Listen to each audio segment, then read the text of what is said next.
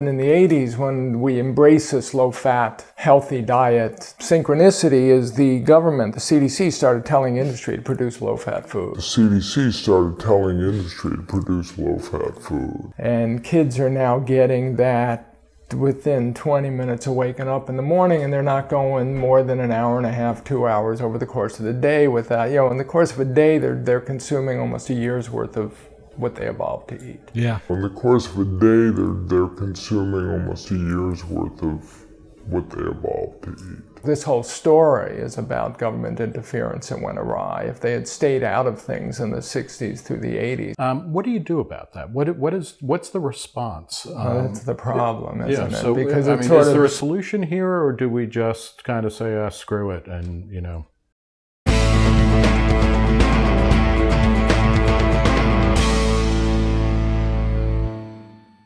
Hi everyone, and welcome back to Ferrigno Freedom channel. I'm Dante Ferrigno. I have been doing a carnivore diet known as the Lion Diet now for a little over 3 years, and it has changed everything. And one of the things along the way I stumbled on was a book by Dr. Gary Taubes called Good Calories, Bad Calories. And I started reading that last November, and I mentioned it in previous videos that I was hoping to come back and do a book review with you on it. It's one of the longer books that I've read that covered this subject about our diet and food and nutrition. And some things got me derailed around December that had me not listening to it, and I haven't finished that book yet. So I decided when I saw this video here called Gary Taubes on how big government made us fat, I thought I could come and at least offer you something while I'm in the process of getting back to that book. As a matter of fact, while I've been away from reading that book, I did finish Dr. Ken Berry's book, Lies My Doctor Told Me, and I've also finished reading one of the first books in the Jack Reacher series, something that I picked up as my fiction fun lately. I plan to get back to Dr. Taubes' book soon, but in the meantime, let's take a look at this video. I think it could be very helpful for both of us as people who are looking to get back onto a healthy way of eating. In some cases, people are finding the carnivore diet to be the healthiest thing they've ever done for themselves. I know I have. So let's see what Dr. Taubes has to say about it. Science writer Gary Taubes has a knack for subverting conventional wisdom. 16 years ago, he published a groundbreaking feature in the New York Times Magazine, arguing that decades worth of government-approved nutritional advice attacking fatty foods and praising carbohydrates was flat out wrong, ideologically motivated, and was contributing to rising rates of obesity and diabetes. He was widely attacked, including in the pages of Reason. His 2007 book, Good Calories, Bad Calories, followed on that story, as did Why We Get Fat and What to Do About It, which came out in 2011. Today, his thesis is gaining ground among health and nutrition researchers and has been highlighted in places such as the New York Times and Time Magazine. I sat down with Taubes in his kitchen in Oakland, California, to talk about his latest book on nutrition, The Case Against Sugar, which came out recently in paperback. Gary Taubes, thanks for talking to Reason. Thanks for having me. Can you lay out the opening arguments that you make against sugar for us? We have obesity and diabetes epidemics everywhere in the world, worldwide. They manifest whenever a population shifts from whatever their traditional diet is to a westernized urban diet. And so you could think of the Western diet and lifestyle as the vector that carries obesity and diabetes into these populations, and the question is, what is it in that diet? Describe the Western diet. Does that mean well, so that's the question. Processed food, sedentary living, Totino's pizza rolls, could be pizza rolls, Kentucky Fried Chicken, McDonald's, Coca-Cola. So the cars, whole reason that we live, the things we wait for, are the things that are killing us. It's a simplistic way to think about it, probably wrong, that things many of us live for. Anyway, so this is the issue. Something in our diet and lifestyle causes obesity and diabetes. Conventional wisdom is it's basically caloric overload. We eat too much or we're sedentary, and the foods, you get too much food available, they're packaged in a way that makes them irresistible, they have too much salt, fat, sugar. There's a whole host of theories around that idea, but ultimately it comes down to we take in more calories than we expend. That causes obesity. Obesity increases your risk of type 2 diabetes. Both those diseases increase your risk of heart disease, cerebrovascular disease, stroke, cancer, Alzheimer's, you name it, every major chronic disease. And we see these chronic diseases appearing in populations when they make this nutritional shift. So the question is, what is it? And the argument I'm making in this book is that sugar is the prime suspect. Always been the prime suspect, because you can track these epidemics back in time. Now, you say it's always been a prime suspect, but really, you know, at least in the past 40 or 50 years, we've been told, and this is a lot of your work, what we've been told is don't worry about sugar, worry about fat, worry about the meat and that beautiful arc of fat around the edge that you might gristle up a little bit. That's key to the story, and that's how I entered into it as an investigative journalist, is we had this belief system that began as a hypothesis in the 1950s and was started to be tested in the 1960s and was never confirmed, which is that dietary fat causes heart disease. When it comes to calories, fat is the enemy. So by the 1980s, a healthy diet was being defined as a low-fat, low-salt diet. And this explains Snackwell cookies and things like that. What a delicious way to cut the fat. Snackwell's chocolate sandwich cookies. One of the I know I bought a lot of those in my lifetime, thinking that those would be the better option than the Oreos and things out there. I think looking back, even though the Oreos weren't good for you, these weren't any better. As a matter of fact, they might have even been worse. That happened in the 80s when we embraced this low-fat, healthy diet. Synchronicity is the government, the CDC, started telling industry to produce low-fat foods. So we could take foods like the iconic example is yogurt. It's a high-fat food by definition. You remove some of the fat. Now you have this kind of insipid, watered-down, tasteless thing. And to make it taste good, you put back fruit and sugar, high fructose corn syrup, and now you've got a heart-healthy diet food that you can sell in these little packets, and we see them everywhere. Did the shift from a higher fat or a more balanced diet actually to a low-fat, low-salt sugar, did it achieve the goals that were predicted for it? You could look at heart disease mortality, and it's come down. And the nutrition community said, well, look, people aren't dying from heart disease as much, therefore our advice is right. And then people like me say, yeah, but we're not interested in mortality because we're also selling billions of dollars in statins every year and billions of dollars in blood pressure drugs, and we're doing, you know, hundreds of thousands of heart surgeries a year, putting in stents, you know, doing bypasses. If mortality wasn't coming down, we'd have a real problem. The question is, what's happening to incidence?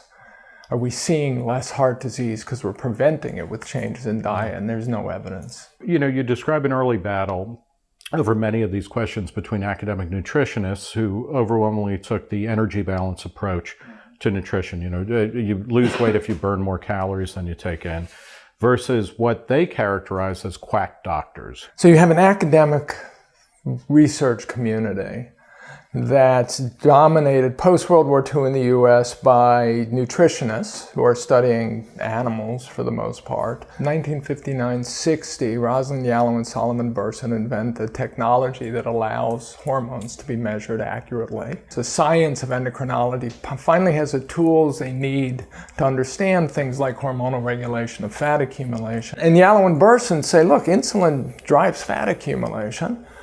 So maybe this link between type 2 diabetes and obesity, maybe the type 2 diabetics are obese because of the insulin.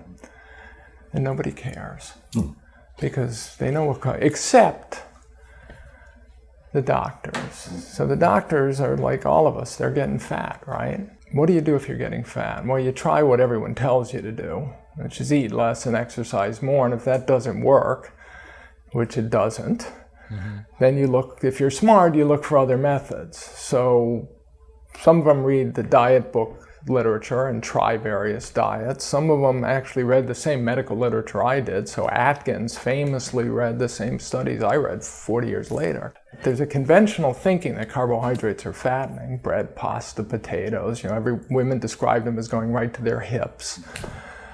Maybe if I get rid of the carbohydrates and replace it with fat, because fat's the one macronutrient that doesn't stimulate insulin secretion, maybe I'll lose weight. So if you try it and it works, So it is a place where kind of people outside of the official research community were, desperate to get skinny or have their patients get skinny, so they tried a bunch of different things. Obesity is one of these subjects where it helps to have a weight problem.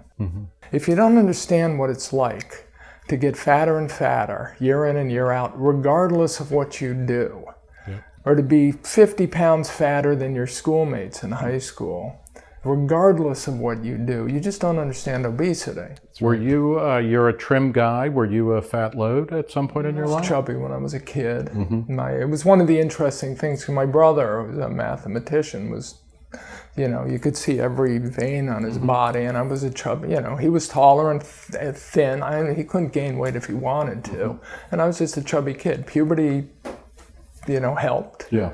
And then I became an athlete, and that helped. But my brother, at his peak, was 6'5", weighed about 195, was a rower. Remember, Freud said anatomy is destiny. So he rowed crew. And I was 6'2" and could get up to 240, and I played football. We both ate as much as we could. That's what we did. We were kids. And I often wonder, it's like, why would you possibly think that I was thicker than him because I ate more, exercise less? I was just thicker than him. That was my body. In the book, you document a long history of public nutrition advice being intertwined with politics in this country. So let's talk about the sugar lobby. How did King Sugar, get its crown in the American economy and kind of in the American diet? Well, sugar used to be very expensive. It's hard to grow. It only grows in specific and tropical regions. You can't just transport the sugar cane around the world and then refine the sugar out of it afterwards. You've got to get the sugar out quickly on refining. It's a horrible job. It was done by slaves. So it was done by slaves. The sugar industry is at the heart of the slave trade. The Industrial Revolution comes along, beginning in the late 18th century, and suddenly sugar gets cheaper and cheaper to refine. In the 1840s, the candy industry, the chocolate industry, and the ice cream industry all start up. The soft drink industry in particular just explodes. By 1900, we're consuming about 90 pounds per capita, which is almost a 20-fold increase in a century. Every industry, it's like an arms race. Nutritionists say no, no, no, no, no, and the marketers say if we don't do it also, we're out of business, and they fall one after another. And by the 1960s, you've got cereals that are 40–50% sugar and that are advertising as such, right? This is like Sugar Smacks. Honey and sugar make it different and wonderful. A circus of fun to eat. You've got all of the smartest minds in Madison Avenue in the PR industry creating not just cartoon characters itself, but entire Saturday morning cartoons, the ones we grew up on, like Rocky and Bullwinkle. I loved Rocky and Bullwinkle. The cereal that gives you jet energy. Helps you win. Fruit juices come in the 1930s, okay? Sunkist, a coalition of California orange growers, don't know, they have to do something with their oranges. You can't sell enough and you can't move enough, so you turn them into juice, you sell them as juice, and you advertise them as healthy because of the vitamin C. We're coming off this age of the new nutrition, which was all about vitamins and vitamin deficiency diseases. You go back to what we evolved to eat and the sugar in those apples. And kids are now getting that within 20 minutes of waking up in the morning, and they're not going more than an hour and a half, 2 hours over the course of the day with that. In the course of a day, they're consuming almost a year's worth of what they evolved to eat. Yeah. And you're, at various points, the USDA or other government agencies that kind of gave dietary recommendations wouldn't even think to say, oh, well, glasses of apple juice or orange juice are sugar. To this day, when you're told to eat a lot of fruits and vegetables, it's because they're vitamin rich. In the conventional thinking, orange juice is healthy because it's full of vitamins. And in the alternative thinking, the world I live in now, it's unhealthy because it's basically sugar water. You could take Coca-Cola and the vitamin C, tablet, and you got. I know I haven't said anything in a minute, but I'm amazed at how much ground they're covering in such a short period of time. In 11.5 minutes here, it's just stunning the amount of information that he is flipping on its head from what I've been told over the last 30 to 40 years of my life. I mean, when I was a teenager in high school, I was the chubby kid too. I wanted to have a body like that. My best friend when I was growing up, he could eat pizza and Cheetos and all that stuff all the time. And yet you could see every ripple and muscle in his body. He had cut, defined pecs. He didn't have any fat on his abs. Yet I had all of that stuff, and I was always trying to watch what I was eating. I was trying not to eat some of the stuff that they ate. But when I would be around them, I would join them in what they were eating, and I'd feel bad afterward. But they all looked skinny. And I would have all of this because different genetics are going to have a different way of responding to these foods. But eventually it catches up to all of us. But I've seen him, and I know he's suffering from certain issues. And it breaks my heart to see that because I know that he used to be able to eat anything and he thought he could get away with it forever. And I know there's a lot of you out there right now that are watching this that used to have great bodies in high school. And now you're my age and you're wondering why you got this big gut, why this thing is poking all the way out here, or maybe on the sides like mine used to be, or maybe you're just all the way around, got fat on you, and you feel like, gosh, if I could just unzip this and step out and be the person I used to be, I would be so happy. Well, it's this garbage we've been pouring into our system that's doing this. All this stuff he's talking about. We've been told that certain foods are nutritious for us, like orange juices and apple juices, and it's basically just sugar water. They're saying that because it has certain vitamins and minerals, but when it comes with all this sugar attached to it, that's not the natural way of getting your food. That's not natural at all that we have all this sugar in our diets. And it's what's causing a lot of the problems we're having. And then you take on that all the processes that go into ultra-processed food. I did a video recently talking about citric acid. The video was 20 minutes long to talk about how you have to process the fungus that they use to make citric acid just to get this one ingredient in your food. And then you start looking at each ingredient like that. You're like, I'm not eating food. I'm eating a science experiment. It's no wonder my body is going nuts and having all these problems that I had before. I used to have lipomas and high blood pressure and bad vision and all kind of problems that have gone away because I got all that poison out of my system. I'm eating a carnivore diet that doesn't have a lot of sugar in the diet, doesn't have any sugar in the diet. So that's why I chose a carnivore way of eating as opposed to maybe a vegetarian diet, which still has a lot of carbohydrates in it. So that wouldn't have been good for me anyway. And then I wouldn't get a lot of the things that I need that are in meats that make that your body needs to be able to produce muscle, to be strong, to give your bones the health it needs. Meat has everything I'm looking for and none of what I'm not looking for. So that's why I went to that way of eating, and that's why I'm here talking about it every day with people on this channel. Oh man, Dr. Taubes, he has a gift. He has a gift that I don't even have, to be able to see through all of this stuff. He has a gift to get through it quickly and say it in such a way that just drives the point home. And by the way, kudos to Reason for admitting that they attacked him at one time for his thinking on this diet, and now they're coming around and seeing the truth and being willing to talk to him again and let him present his side of the story. You know, there's not many people out there who are willing to say, we were wrong, but now we're making that right. They just put it on the back page of some article somewhere and forget about it because they don't want to face up to their bad decisions. So kudos to them for that. Same thing. Talk about why the government would kind of push that or would have that blind spot and the role of the sugar industry. Okay, well, the sugar industry is always a very powerful lobby because sugar was a very, it was a vital product import. The food industry was dependent on it. So the sugar lobby was always considered incredibly powerful. Beginning in the 1920s, the industry creates a sugar association basically to help advertise sugar consumption. Post-World War II, when the artificial sweetener industry begins to come of age, people start thinking, hey, I'm getting fatter. I could drink these sugar-free, calorie-free drinks as well. And the industry starts producing it, and the newspapers now have something to measure, which is the amount of diet sodas being produced, so they can write about the diet craze. And the sugar industry has a problem because people are saying sugar's fattening. So the Sugar Association starts saying, calories a calorie. That's the bedrock belief of the nutrition obesity community. So they start advertising widely and starting PR campaigns to combat this argument that sugar is fattening. And they do it by basically just taking what the nutritionists are giving them. The nutritionists are giving them bad science. The obesity researchers are giving them bad science, and all it serves to exonerate sugar. Is the sugar lobby actually paying for studies, or are they paying? They are paying for research. They began paying for research in World War II. But that, again, that was common practice. The sugar industry kind of pioneered it. I don't think they did it for public relations reasons. They wanted to find other uses for sugar. So they funded some of the best sugar biochemists in the world, and they wrote about it in Science magazine, would annually run articles about the sugar industry, you know, who they were funding and why they were funding it, because it was a good thing.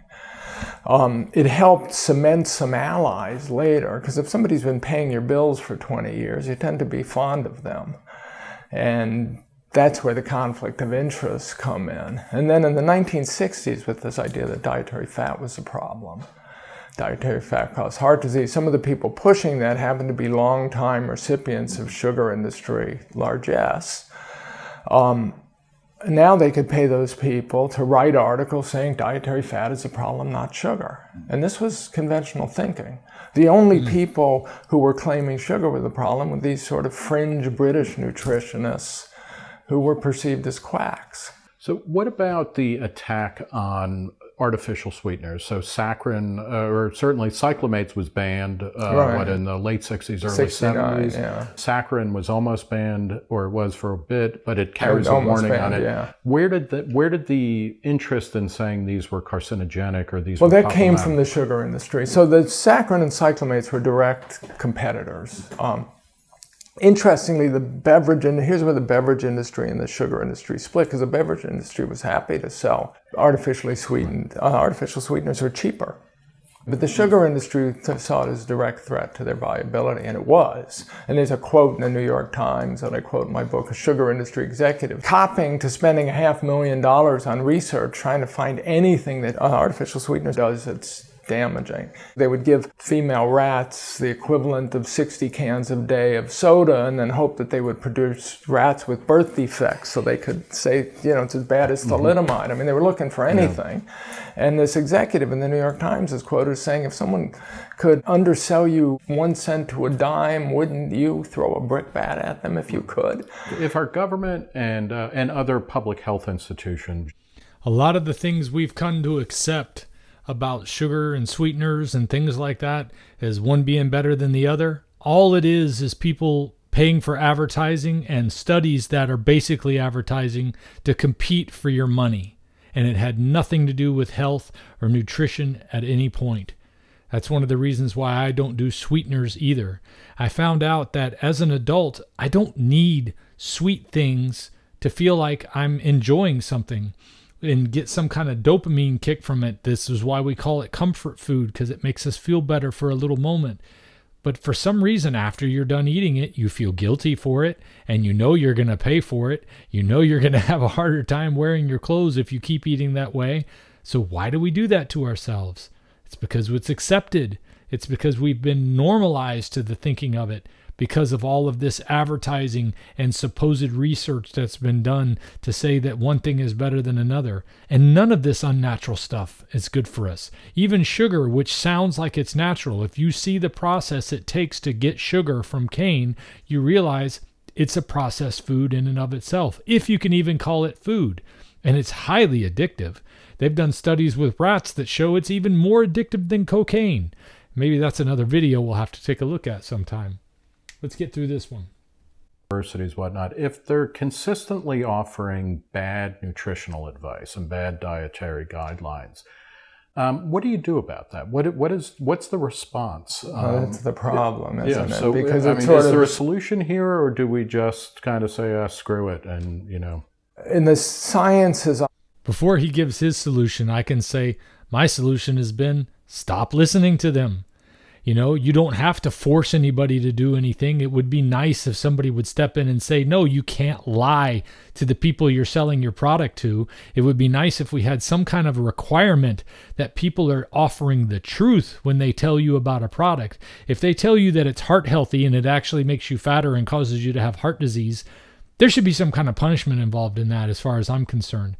But I don't know how to get that to come about. What I do know how to do is to change what I put in my body and stop eating that garbage. When I walk down those shelves in the supermarket store, I'm walking between the cereal aisle or whatever aisle because I'm on my way to the meat aisle where I can get some real food, and I just pass all those products that are supposed to look like food right up. I don't touch them. And that's what I would encourage you to do until somebody steps in and says, we got to stop eating this stuff. We got to stop having this stuff, that we can't lie. We can't have companies lying to people and telling them that this is healthy when it's actually the very thing that's making them unhealthy. That's my solution. Let's hear what he's got to say. It was in which I was raised. The response. That's the problem, isn't it? So, because I mean, is there a solution here, or do we just kind of say, screw it, and, you know?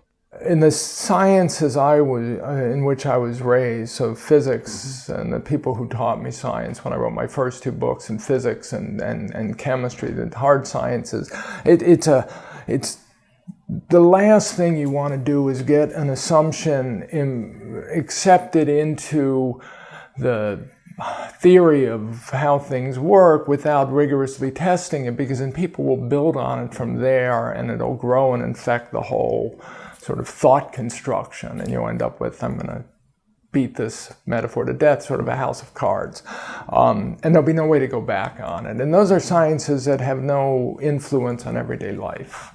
So in a field like nutrition and obesity research, you've now got these enormous institutional dogmas built in that you know, I and others are arguing are simply wrong. Mm-hmm. Who do you trust? And how do you get the institutions to change their belief system? So right now, I'm co-authoring an article. The British Medical Journal is running a series on nutrition policy, and their way of dealing with it is by assigning writers from these different belief systems. So I'm a co-author on an article on dietary fat, along with the former head of the Harvard Nutrition Department, who thinks I'm the worst journalist he's ever met, mm-hmm. and who does a form of science that I consider a pseudoscience. But that is kind of the Enlightenment model of science, right? That you have competing truth claims, and you kind of put them in, a cockfighting ring. Well, so what's the cockfighting ring? That's the key. Yeah. The cockfighting ring. That's why we need free speech so badly.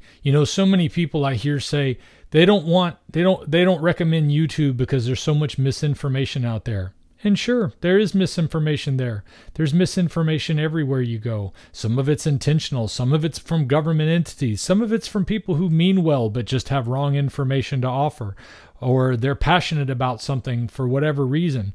There's reasons why I've questioned myself, because I always want to make sure that I'm not offering something that's actually going to hurt people. That's why I've been willing to do this way of eating and let myself be the example for you, to live the example and share my difficulties and struggles with you, because we're all human. We're all only in this life for a little while, and there is no perfect situation. But I'm in the best health of my life thanks to this way of eating, this carnivore way of eating that I've been doing. And what it comes right down to is, if we have these free speech options, we can look and see what people are saying. We can analyze what they're talking about. We can use our brains rather than just trusting that some nutritionist or some doctor or some government entity is giving us the truth. We can use our own discernment. It takes a little bit of energy on our part. It takes thought. It takes more than just accepting what you're given.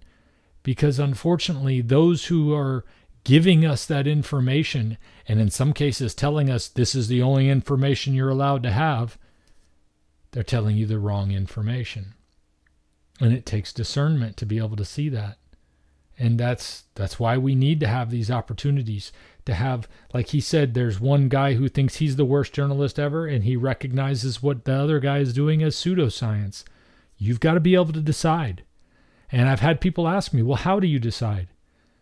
When you're searching for the truth, you're going to find it. The question is are you searching for the truth, or are you searching for what you want to be the truth?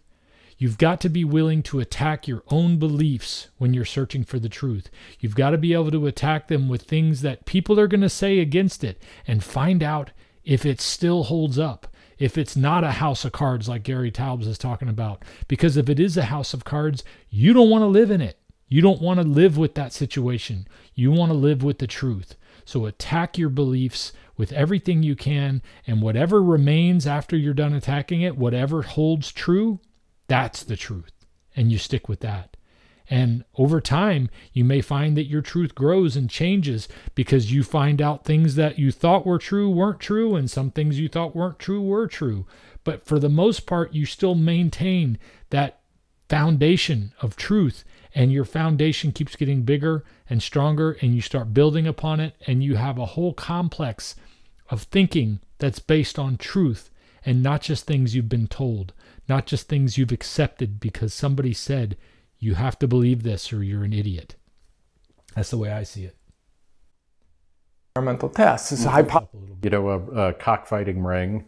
Well, so what's the cockfighting ring? That's the key. And the cockfighting ring is experimental tests. It's a hypothesis and test. You have a hypothesis, you do an experiment, you intervene, limiting the number of variables you change. The problem with these sciences, which is you can't really test these hypotheses. They're too hard to do.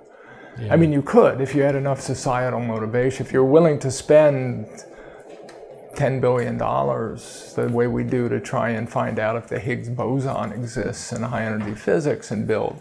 You get everyone to work together, you identify the key questions, and you spend whatever money is necessary do you think food producers, obviously they have, institutional legacies that they want to protect, but they also, private industry spends billions of dollars a year on research. Are they capable of doing disinterested research? Well, the assumption is no. Yeah. So, nowadays there's a whole journalistic industry of identifying conflicts of interest when researchers do take money from industry. There are models which work better, where you just have the industry donate basically money for research to clearinghouses or the government, which then identifies what things have to be studied. But, if I'm right, the arguments I'm making is you have an entire multiple generations of nutrition and obesity research who really fundamentally don't know how to do science. They don't know how to think critically, how to keep multiple hypotheses in their head at one time, what it means to rigorously test hypotheses. So even if you had them do the studies, they would probably do a bad job. At various points, you compare sugar to a drug. To kind of go into a different register of government malfeasance, the government has arbitrarily declared certain drugs good and certain drugs illicit. The war on drugs has been a failure. The war on tobacco, I guess, has been successful in terms of helping to drive down the amount of people who smoke. Are you proposing anything along the lines of a war on sugar? No. Government interference worries me the same way I think it worries you guys. This whole story is about government interference that went awry. If they had stayed out of things in the 60s through the 80s and never inflicted us with this, what I think are incorrect ideas that a healthy diet is inherently sort of low in fat, low in salt, the scientists might have had the time to get the science right, and we might have really understood what's happening. And there is that structuring thing where obviously, and I guess this actually came up in the Obamacare debates about whether or not the government could mandate you buy broccoli, et cetera. It's never as direct as that, but when the FDA, or I guess more likely the USDA, the Department of Agriculture, sets up federal guidelines, those influence how people talk about things, how grants get given, what gets served at school lunches, which then changes tastes, etc. So there's a real indirect power by which the government really does get to set a lot of dietary practice. Yeah, and I have what is maybe too simplistic a notion. We have these obesity and diabetes epidemics. Let's unambiguously identify the cause. And now we know what we shouldn't be eating. And if we get that message across, I don't know how much government regulation helped people cut back on smoking and how much the awareness that smoking causes lung cancer did. I didn't quit because of government regulations. I quit because I didn't want to kill myself. And I was coughing all the time, and it was clear that was cigarette related. If we could get people to understand, if, assuming I'm right, sugar is the problem and you get rid of sugar and refined high glycemic index carbs, if you don't want to be obese and diabetic, I think those are awful disorders. Diabetes prevalence in this country has increased 700% since the early 1960s. We have to get that straight. As long as we think it's eating too much and exercising too little and sedentary behavior, and the obesity diabetes community will say these are multifactorial complex diseases. I still have so many people that leave comments about it's calories in, calories out. They're repeating exactly what he's talking about. And you see that arc on diabetes. And now we're seeing more and more people with Alzheimer's disease. Did you know Alzheimer's disease is now being known as type 3 diabetes? It's the same problem. It's getting down to the sugar in our foods and in our system that are so much higher than they would be in a natural human diet. Which means the NIH funds thousands of researchers to look at hundreds of things, and we're going to say it's all a little bit of this and a little bit of that. Some things triggering the epidemics everywhere, and it's probably the same thing everywhere. And no hypothesis would be it's something simple. And sugar is not just at the scene of the crime when it happens in populations, it's at the scene of the crime in the human body, which is the liver. There is a cause. And if we understand that, then I think there'll be a societal move to fix it. But again, we have to get it right. We have to get the science right. All right. Well, we will leave it there. We have been talking with Gary Taubes. He's a science writer whose most recent book is The Case Against Sugar, out in paperback. Gary, thanks for talking to Reason. Thank you, Nick. And I absolutely agree with everything he said there.